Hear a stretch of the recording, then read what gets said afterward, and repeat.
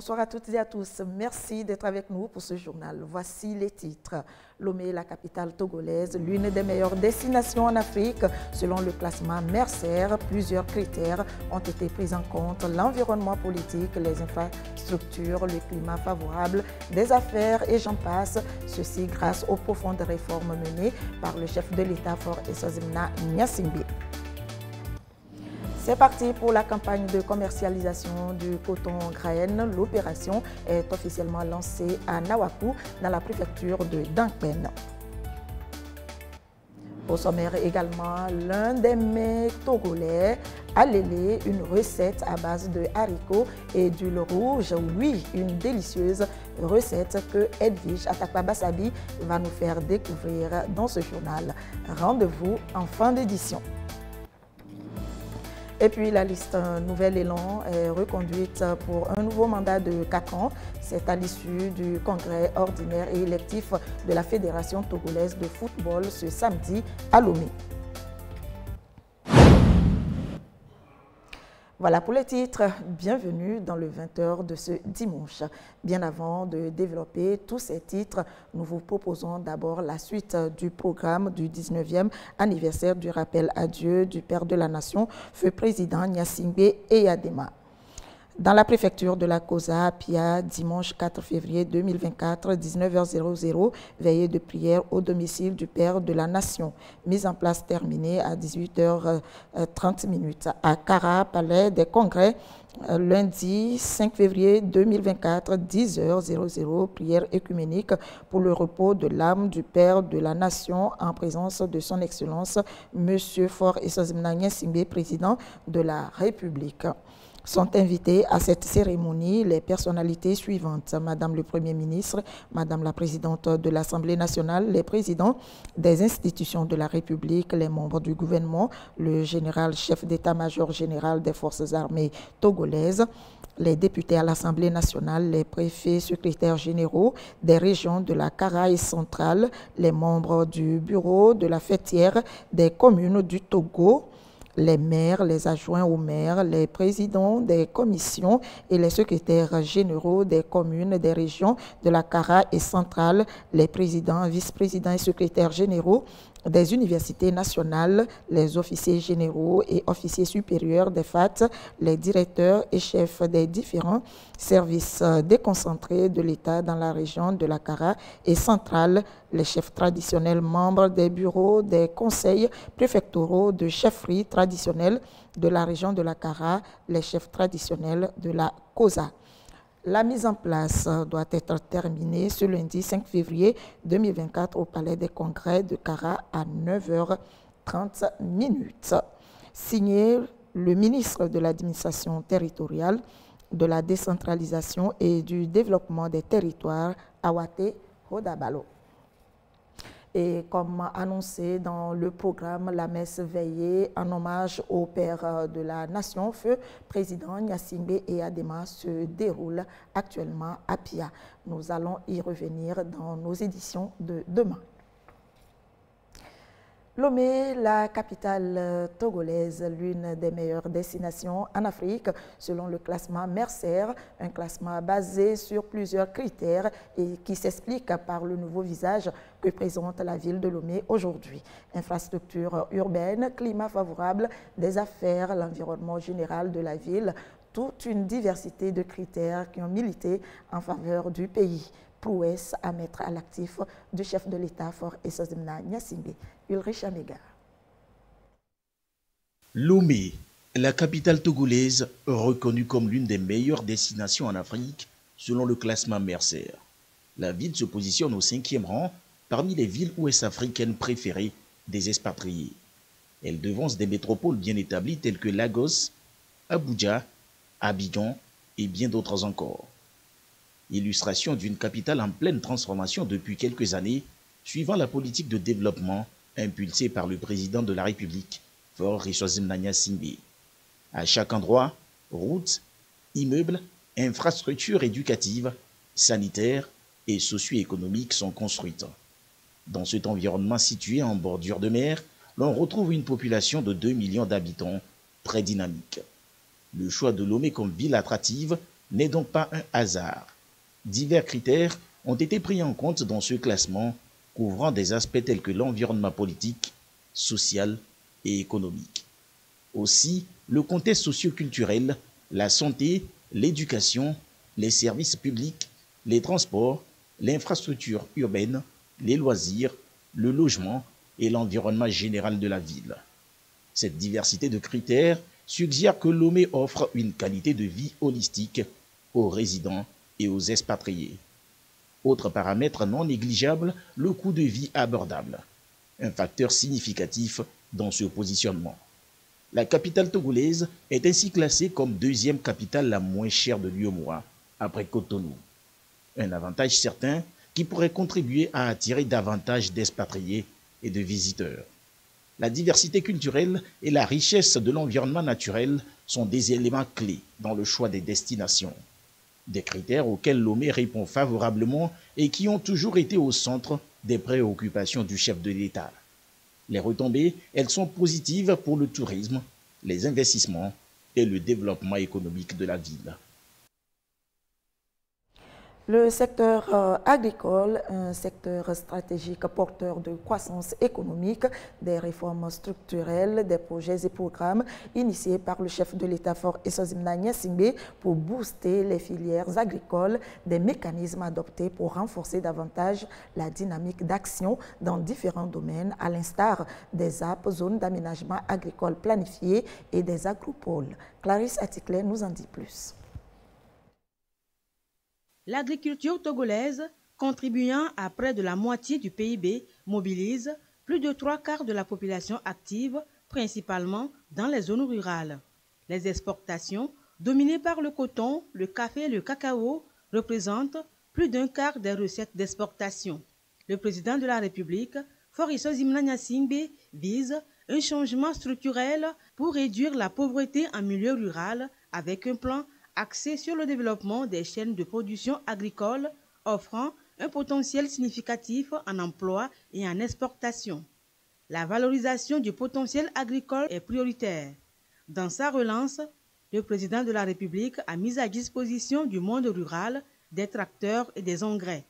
Des chaînes de valeur sont en développement avec la création d'agropoles et de pôles de compétitivité générant massivement des emplois. Le chef de l'État promeut une agriculture orientée vers l'agrobusiness avec l'Agence pour la promotion du développement des agropoles. Les IFAD contribuent à la professionnalisation du secteur. Une réforme audacieuse vise un financement innovant des chaînes de valeur agricoles pour attirer des capitaux privés.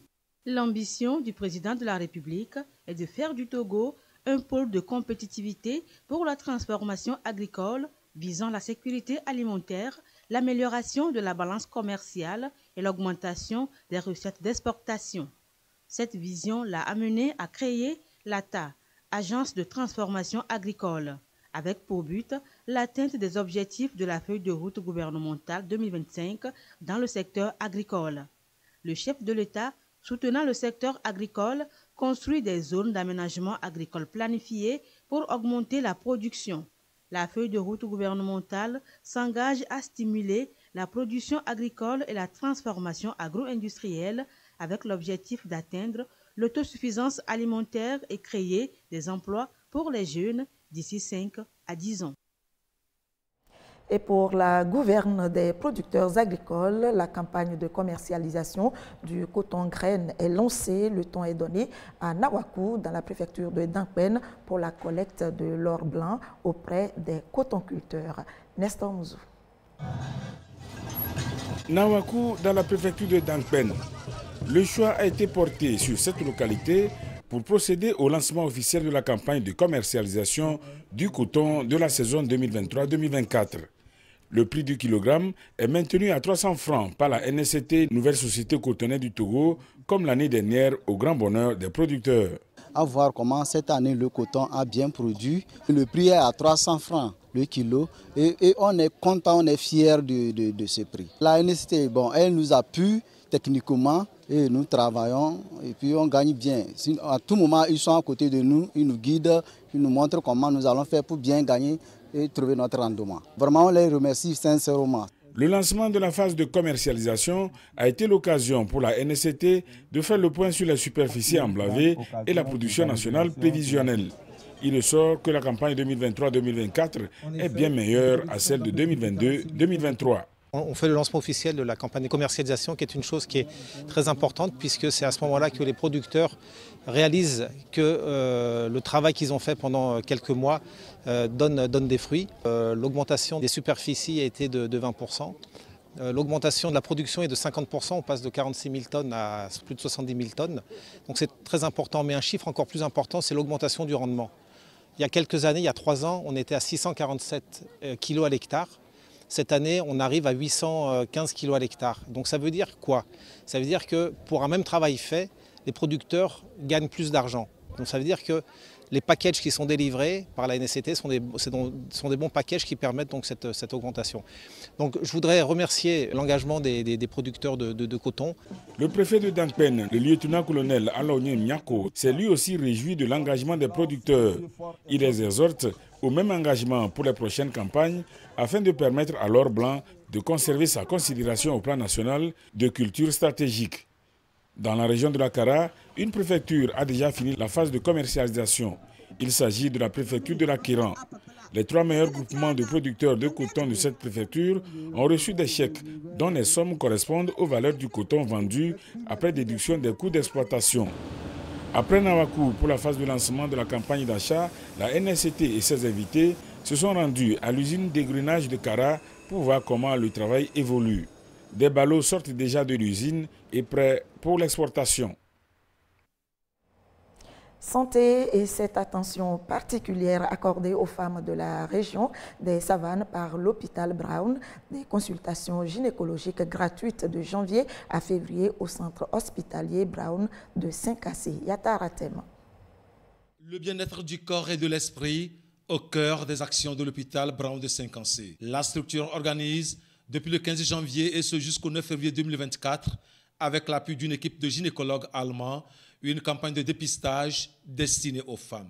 Cette activité vient en soutien au gouvernement dans sa politique d'accès par tous aux services de santé adéquats. Le service de gynécologie est le plus fréquenté et les patientes n'arrivent pas à continuer la prise en charge. Elles viennent en consultation, dépistent la maladie, mais faute de moyens financiers, elles n'arrivent pas à se faire opérer. Pour permettre à une grande partie des femmes d'avoir accès aux soins liés aux pathologies qu'elles développent souvent au niveau de l'appareil génital et des seins, l'hôpital Brown Saint-Cassé a pris sur lui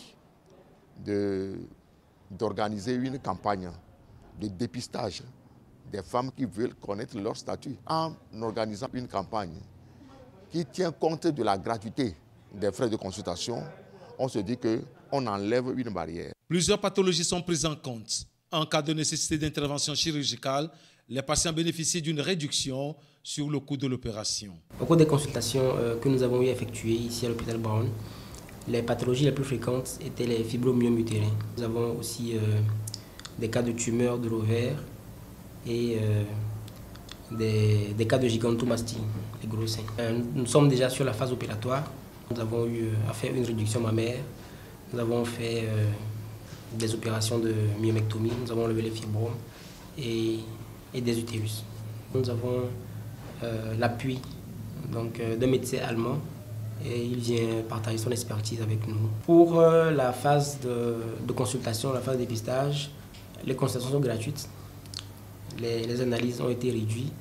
L'hôpital Brown de Saint-Cassé dispose d'une gamme de services médicaux bien adaptés aux besoins des populations. En plus des services médicaux, l'hôpital Brown de Saint-Cassé est actif dans les campagnes de sensibilisation, de dépistage et de vaccination pour aider la population à prévenir certaines maladies.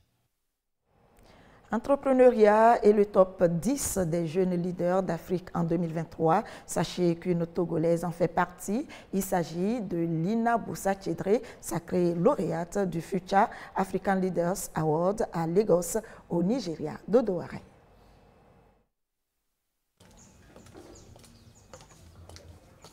Lina vient d'avoir 24 ans, mais ses actions ont déjà impacté des milliers de personnes au Togo, particulièrement les jeunes.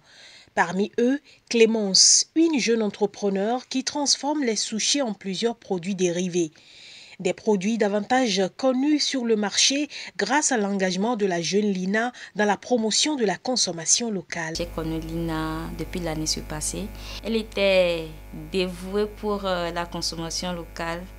Elle avait une vision de faire connaître nos produits, surtout nos produits locaux. Grâce à elle, mes produits ont eu d'autres visibilités. C'est à l'âge de 15 ans que Lina a commencé par influencer plusieurs jeunes de sa génération par son leadership dans plusieurs domaines. L'éducation, l'entrepreneuriat, l'humanitaire, le mentorat, entre autres. J'ai décidé vraiment de sortir de ma zone de confort où je m'impliquais vraiment dans les forums, dans les conférences. On a eu à faire des dons dans les écoles, dans les établissements, des dons scolaires. Et on a eu à payer la scolarité à certains enfants, 1000 voire 2000 jeunes. Et au cours de mes activités humanitaires, nous avons même installé des forages d'eau dans des communautés. Aujourd'hui, je peux dire que je suis fière de ce que je fais et cela m'encourage à faire plus. Voici l'une de ses filleules, Esther. Elle porte depuis 2022 la couronne de la reine du bien-être grâce au coaching de Lina. Franchement, c'est une des meilleures mentors que je peux jamais oublier. J'ai beaucoup appris d'elle lors des événements qu'on a dû faire ensemble. Et grâce à elle, j'ai l'audace, je suis plus dynamique, plus entreprenante et je suis également une fille leader capable de parler aujourd'hui devant un public. L'engagement de Lina au service de son pays lui a valu le prix du Future African Leaders Awards en décembre dernier à Lagos au Nigeria. Ils étaient 10 lauréats sur plus de 1000 candidats en Afrique. Chacun a reçu une enveloppe financière de $10 000, soit environ 6 millions de francs CFA. La remise des prix s'est déroulée en présence de plusieurs autorités, parmi lesquelles l'ex-président du Nigeria, Obasanjo Olusegun. À Sokodé, dans la région centrale, s'est tenue l'Assemblée générale du groupement des entrepreneurs BTP, une rencontre conformément au texte pour l'installation des bureaux régionaux. Désiré Aloy. Les entrepreneurs en BTP, pour plus d'efficacité dans leur corporation, entendent converger leurs idées et leurs actions dans l'objectif de se créer un travail porteur. Ils se retrouvent au sein du groupement national des entrepreneurs BTP. Après l'Assemblée générale élective au plan national, les bureaux régionaux voient le jour, comme ici à Sokodé. Et l'objectif d'avoir des antennes dans chaque région, c'est pour donner une visibilité des actions que le gouvernement est en train d'entreprendre dans le pays. Et vous savez que les BTP constituent réellement un grand poumon de l'économie du Togo. Donc ce qui peut normalement montrer toutes ces actions du chef de l'État, ce sont les BTP. Et c'est dans ce sens que nous sommes en train d'implanter dans chaque région les bureaux de GNBTP. Le GNBTP connaît donc des ramifications pour être plus performant. Le défi que nous sommes assignés ensemble, c'est de garantir, pour réserver la confiance au sein de la famille du privé, en particulier le GNBTP. Et cette confiance que nous voulons garantir passera par les travaux bien exécutés dans le respect du délai et dans la qualité. C'est une initiative fédératrice qui s'ouvre sur de nouvelles opportunités. D'autres régions connaîtront aussi leur bureau pour plus de maillage du GNBTP. Cap sur Covier, dans le Zior, où est basée une ferme d'élevage de poissons d'eau douce, des tilapias. Dans quelles conditions sont élevés ces poissons? Albertine Yakin s'est intéressée à la question. Reportage.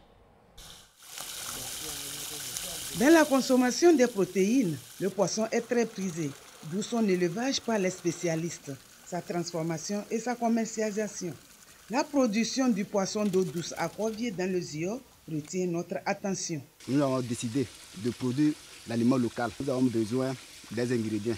Nous passons au niveau des asticots. Nous récoltons les asticots. Ces asticots, on les sèche. Après le séchage, on les envoie, on broie. Et on mélange avec d'autres ingrédients. Et on fabrique notre propre aliment pour nourrir nos poissons. Je viens de l'Infa de Trouvé. Je travaille dans la ferme de la Mère de Dieu, spécialement sur la pisciculture. C'est pour juste pouvoir améliorer les choses sur la pisciculture. Spécialement, je suis sur le secteur d'asticot. Le département du commerce et de la consommation locale convie la population togolaise à la consommation locale. Convaincu que le secteur est pourvoyeur d'emplois, beaucoup de jeunes s'y adonnent. On nous a envoyé ici pour des stages de 3 semaines pour acquérir plus de connaissances et essayer de voir ce qui nous attend sur les terrains. À la fin de notre formation, à l'école, les asticots ne sont pas assez. Mais ici, je vois que ils sont basés aussi sur les asticots. Eux, ils ne paient pas l'aliment, mais c'est ce qu'eux-mêmes ils transforment, qu'ils donnent à leurs poissons. Le dispositif des bacs et bassins de l'élevage des poissons d'eau douce fut créé depuis 2007. Cet ouvrage évolue à en croire la gestionnaire de la dite activité. Les produits que nous avons, c'est les tilapia. Et nous les nommons Togo tilapia. Nous avons les tilapia gris, de couleur bien sûr, et les tilapia roses. Je peux dire que nous avons des avantages parce que nous avons étendu la ferme de 4 jusqu'à là, à près de 40 bassins maintenant. Pour ne pas stresser les poissons, nous ne faisons pas la pêche tous les jours. Nous le faisons 2 fois par semaine si obligatoire.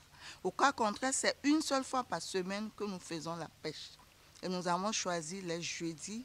Faire mieux encore pour servir les produits frais à la consommation locale est l'objectif visé de plus en plus. Chose promise, chose due à la découverte d'Alélé, un mets togolais à base de haricots et d'huile rouge, un mets délicieux, oui, succulent et simple à faire. Edwige Takpa Bassabi nous donne l'essentiel des ingrédients qui entrent dans la préparation de cette galette. Et c'est dans ce dossier présenté par Carmen Madje Akakpo. Alélé, un plat 100% togolais, fait essentiellement à base de haricots. Ce mets est une particularité de la région centrale. Jojo en fait son activité génératrice de revenus. Passabadi est l'un de ses clients fidèles. Il en fait souvent son plat préféré. Le plat était très délicieux, j'ai aimé le plat et c'est bien. Jojo est une référence dans la préparation de ce mets. Pour faire alélé, tu fais sortir l'haricot, tu laves bien l'haricot, tu fais sortir ton mortier, tu laves, après avoir fini de laver l'haricot, tu mets ça dans le mortier, tu piles. Tu piles maintenant, tu verses ça dans une bassine, tu mets l'eau sur ça, tu essaies d'enlever les écorces de l'haricot. Maintenant, tu coupes un peu d'oignon, piment vert, plus l'ail, tu mets ça dedans. Tu mets ça dans le moulinet, tu écrases. Après avoir fini d'écraser, tu mets ça dans une bassine, tu mets un peu de sel. Tu peux couper un peu de piment vert, tu mets ça dedans, tu mets l'huile rouge. À cette étape, tu casses un œuf, ou bien les petits poissons, tu mets dedans, ou bien la viande, avant d'emballer, si tu veux, pour pouvoir un peu améliorer le goût. Alors après avoir fini, tu prends tes feuilles, on n'utilise pas les sachets parce que ce n'est pas bon d'utiliser les sachets noirs ou bien les plastiques. Tu emballes, tu mets ça sur le feu. Après quelques minutes, tu vérifies voir si c'est cuit.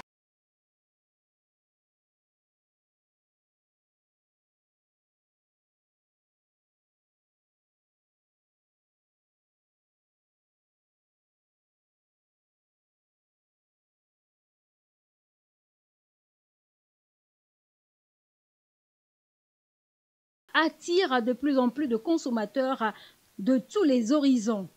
Ama a parcouru 7 km pour manger alélé. Le plat était trop doux, j'aime ça, mais je trouve ça très bon. C'est bon. C'est très bon ce plat que je viens de déguster ici. Donc j'invite aussi tous mes frères, mes amis qui sont à côté, ceux qui sont à Lomé. Ils n'ont qu'à passer ici au moins pour déguster et voir comment les plats africains sont vraiment faits très bien chez nous ici. Comme Alélé, le Togo dispose d'un registre de mets bien fourni. Leur promotion participe à la pérennisation des richesses culinaires du pays. Voilà présenté Alélé, un mets togolais à goûter à tout prix. Et nous allons vous faire découvrir d'autres spécialités culinaires du Togo dans nos prochaines éditions. Allez, toute autre chose, la remise d'allocation de bourse aux orphelins. La cérémonie s'est déroulée à la maison du Hadj, une action de l'ONG pour l'appel, l'orientation à l'islam et partenaires. Jules Salaka, Immaculée Baoué Abalo, voix Marie-Ange Bida. Ces enfants orphelins entrent en possession de leur bourse. Au nombre de 3 900, ils sont sélectionnés sur toute l'étendue du territoire national pour le compte de l'année 2022-2023.